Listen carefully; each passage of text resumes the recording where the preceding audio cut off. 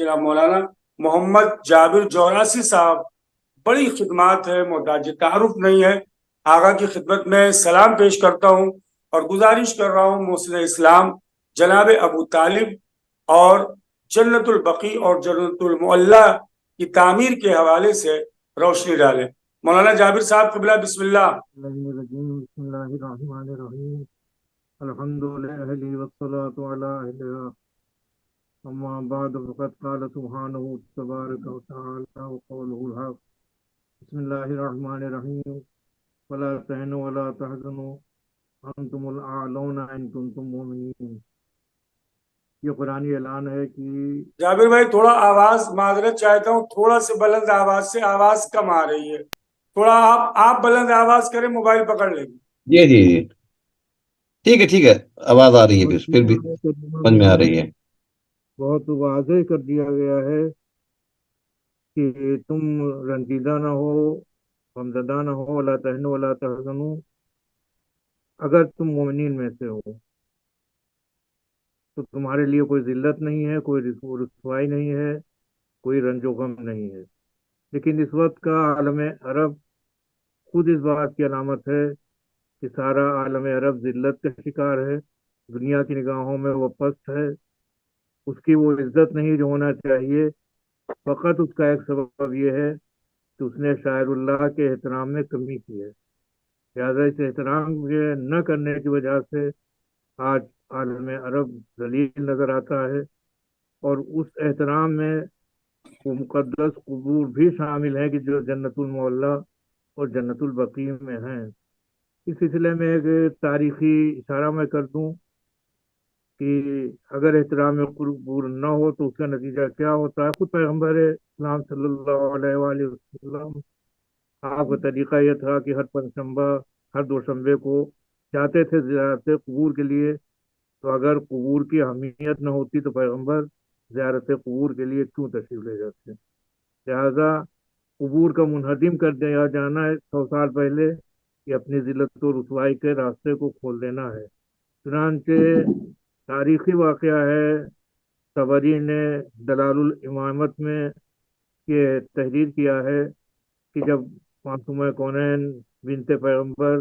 حضرت فاطمہ زہرا سلام اللہ علیہ کی شہادت واقع ہوئی ہے اور آپ کو رات کی تاریکی میں وصیت کے مطابق دفن کیا گیا ہے، تو سویرے تمام مسلمان جمع ہوئے اور انہوں نے یہ شکوہ کیا کہ ایک ہی پیغمبر کی بیٹی تھی اور بغیر ہمارے علم کے وہ دفن ہو گئی، لہذا مسلمان عورتوں کو بلایا جائے، قبر کو کھودا جائے، لاش مطہر کو نکالا جائے، اس پر ہم نماز پڑھیں گے۔ تو اس وقت امیر المومنین کے لیے، حضرت علیہ السلام کے لیے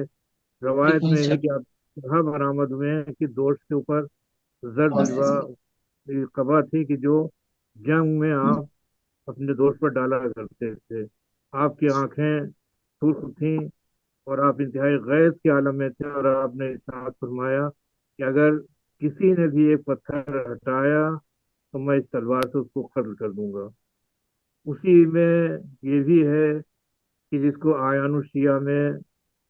شیخ محسن عاملی نے تحریر فرمایا ہے، اسی دلائل الامامت کے حوالے سے، کہ 40 قبریں آپ نے بنائی تھی رات میں ایک قبر کو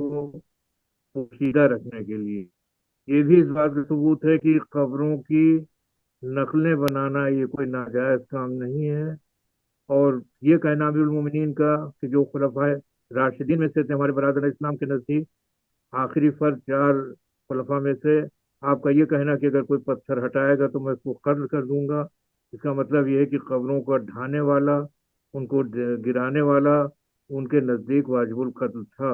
اور یہی ذلت و رسوائی کا سبب ہے۔ لہذا ہم سب کو زیادہ سے زیادہ آواز بلند کرنا چاہیے کہ وہ مملکت جن کے یہاں یہ قبرستان ہے، یعنی جنت المعلا اور جنت البقیع، وہ منہدم شدہ قبور کی تعمیر کا اہتمام کریں اپنی عزت حاصل کرنے کے لیے، اور پھر ہمارے دل جو دکھے ہوئے ہیں ان کو سکون حاصل ہو۔ اور آخری بات جو میں عرض کروں گا وہ قابل توجہ ہے کہ حضرت ابو طالب علیہ السلام، سب سے بڑا کارنامہ آپ کا یہ تھا کہ آپ نے حیات پیغمبر کو بچایا، آپ کے جسم مطہر کی حفاظت کی، آپ کی شخصیت کی حفاظت کی، تو یہ قبریں تو آثار ہیں۔ تو جناب ابو طالب کا احسان یہ ہے کہ آپ نے شخصیت کی حفاظت کی ہے۔ ہم چاہتے ہیں کہ اگر اسی روش پر چلیں